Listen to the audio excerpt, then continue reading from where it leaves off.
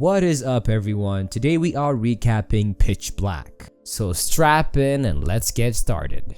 And the movie opens on a spaceship with a monologue from Riddick. Riddick, who's a prisoner being transported on a civilian ship, monologues about cryosleep and the people on board the ship. As he talks about the people on board and the bounty hunter that caught him, suddenly something goes wrong in the ship and a bunch of debris kills the captain. Two crew members wake up and try to take control of the ship, but they were already crash landing on a nearby planet. The two officers who woke up from cryosleep were Greg and Fry. They try to stabilize the ship to avoid crash landing, but the ship was carrying so much load and some of the features on the ship were not functioning properly. And so they do crash land and most of the passengers die, including Officer Greg. After the crash, the people who were in cryosleep wake up and try to make sense of what just happened. Fry explains that it's probably a meteor storm that caused the ship to crash, and the passengers that survived thank Fry for trying to do the best that she can landing the ship. Inside the ship, or whatever is left of it, William, Riddick's bounty hunter, explains how Riddick just escaped from a maximum security prison and how they need to keep an eye on him and have him tied up at all times. Riddick tried to escape by killing Will as soon as the ship crashed, but he didn't succeed and now William has him tied up on the ship. But his captivity doesn't really last long as Riddick manages to escape after dislocating both of his shoulders. William tells everyone that they need to go find Riddick as he's a very dangerous criminal and will likely come back and kill them. And to make matters worse, they're on a desert planet with 3 suns and they have absolutely no water. The only thing they have left to drink is hard liquor from one of the passengers that was transporting it. And so, they divide into teams and go out in search of Riddick and a source of water. But on their search, they don't really find Riddick or water, but they do find an abandoned outpost. The outpost looks like it was abandoned for a while now, and after they do a little search, they find out that there was water there, and they also find a spaceship.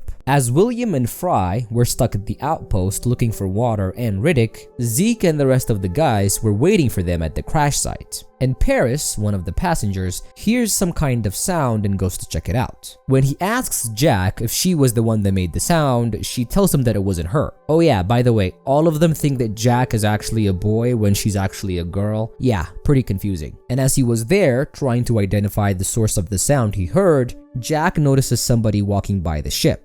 And they assume it's Riddick and wait to ambush him, but right before they attack, it's apparently somebody that survived the crash. But Zeke didn't know that and thought he was Riddick, and so he shot him. The man dies and Zeke drags his body to some hole to bury him. But as he was attempting to do that, something pulls him inside the hole and kills him. Zeke tries to shoot at whatever it was that was pulling him, but he doesn't succeed and just dies. Hearing the gunshots, Sharon and the rest of the guys get to the hole, but all they find is blood and Riddick standing over the hole. And of course they assume that it's Riddick that killed him and they start to chase him. As Riddick was running away, William gets there and manages to incapacitate him by taking off his goggles. You see, when Riddick was in a really bad prison, he had some work done on his eyes to enable him to see at night. But during daytime, he puts on goggles to protect his eyes against the sun. So without his goggles, on a planet with 3 suns, Riddick was blind as a bat. And because of this, they managed to take him back to the crash site and tie him up again. Fry talks to him, asking if he's the one who killed Zeke. But Riddick tells her even though he's a murderer, he's not the one that murdered Zeke and is probably something else, something that's worse than Riddick. Seeing that he doesn't really have any reasons to lie, Fry decides to go inside the hole and look for Zeke's body. William is against the idea not because he thinks there's something else out there, but because he feels like Riddick is the one that killed him and dumped his body somewhere else. But Fry is adamant and wants to go inside and check if there's something else that they should fear aside from Riddick. And so, they tie a rope around her waist for an emergency and she goes inside the hole. As she makes her way through, she discovers that it's a cave and also some kind of tunnel. She can feel something noticing and following her, but she doesn't see anything. And suddenly, the same thing that killed Zeke tries to pull her rope down and kill her. But luckily, Jack hears her screaming and they manage to pull her out before anything happens. And now, they all know that there's something else out there that killed Zeke. And William, realizing that he's gonna need Riddick's help and protection, tries to cut a deal with him. If Riddick promises not to hurt anybody and helps them repair the ship they found at the outpost, William would cut him loose and claim he died in the crash. Riddick likes this deal and he helps them set up.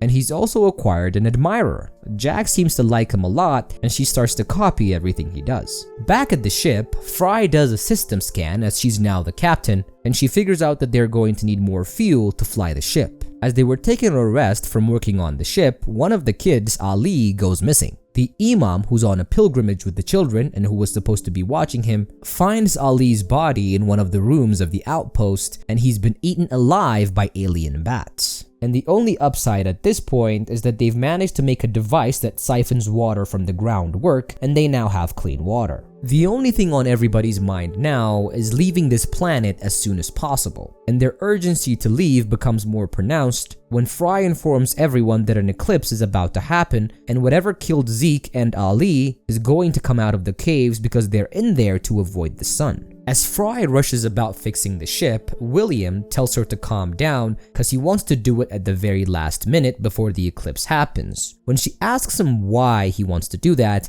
he tells her the details as to how Riddick escaped the last time. And apparently, Riddick stole a ship, killed the captain, and piloted his way out of prison. And since Riddick doesn't really need them once the ship is functional, William doesn't want to give him the option of killing them and leaving. Fry wants to trust Riddick because as far as they know, he still hasn't lied to them about anything and he hasn't hurt any of them. But William makes sure that Fry knows that Riddick is a horrible person that will kill them without thinking twice. And seeing that Fry is delaying the power cells that fuel the ship from getting there, Riddick confronts Fry about this and he tells her what he knows about William. Fry thought William was some kind of police officer who would take Riddick to prison, but Riddick tells her that he's just a mercenary who gets paid to deliver just like a bounty hunter. He also mentions that William is a morphine addict and that she can't really trust him. At this point, Fry doesn't know who to trust, Riddick, the criminal, or William, the mercenary addict. But making that choice is going to have to wait as the eclipse suddenly starts to happen.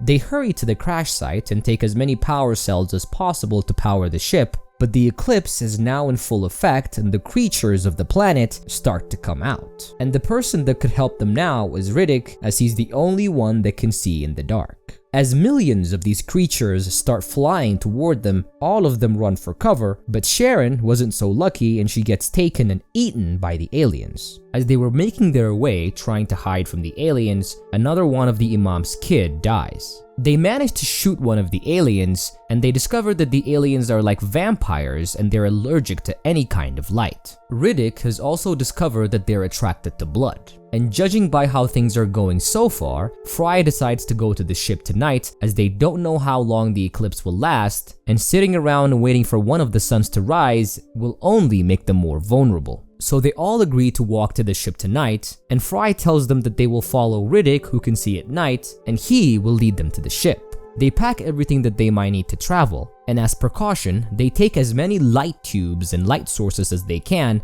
to scare away the aliens. And most importantly, they have enough power cells to power the ship, but first, they have to get there in one piece. As they make their way to the ship, Paris panics, separating from the group and running away. And as you can guess, he ends up getting eaten by the aliens. After a few hours of walking, they see their own tracks again and they ask Riddick why they're going in circles. And he tells them he needed some time to think about their route, but they needed to keep moving, and so he took them around in circles. Things start to get pretty intense as everybody is frustrated and they fight amongst each other. And their fear and anger goes from bad to worse when Riddick reveals that Jack is actually a girl and not a boy, and that she is on her period and the aliens have been following them because they can smell blood. The group argues about going back or moving forward to the ship, and after a brief altercation, they decide to keep going to the ship. As they were walking there, William comes up with a very interesting idea, and he proposes this idea to Riddick.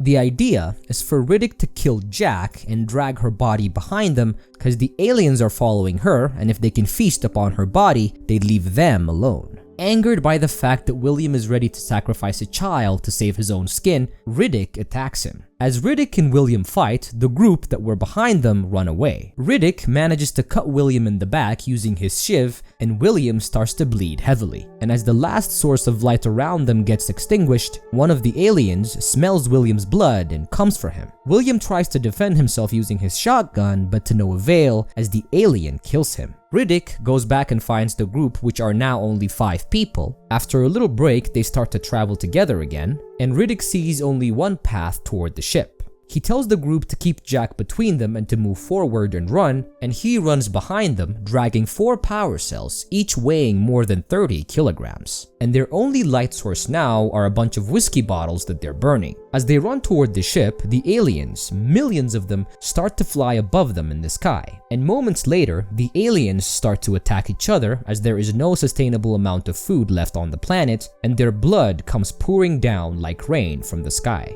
And speaking of rain, after they get to a certain distance, it starts raining and the rain starts to put out their light. As they were trying to preserve the only source of light that they had, things take a grim turn as the Imam's last kid gets taken by the aliens. And now the only people left aside from Riddick are Jack, Fry, and the Imam. As they hide inside a cave to get away from the aliens, Riddick from outside shuts the entrance with a big rock. And he manages to drag the 4 power cells to the ship, and he sets up and gets ready to go without them. Inside the cave, after the light that they had runs out, they come across bioluminescent insects. And they collect these insects and put them inside a bottle, and Fry uses these insects as a light source, and she gets to the ship before Riddick takes off. Riddick tries to tempt her, asking her to come with him and to leave Jack and the Imam behind. But she remains true to them and tells him that she would rather die than to leave them behind. Convinced, Riddick decides to go back with her, and after they get them, they all run back to the ship together.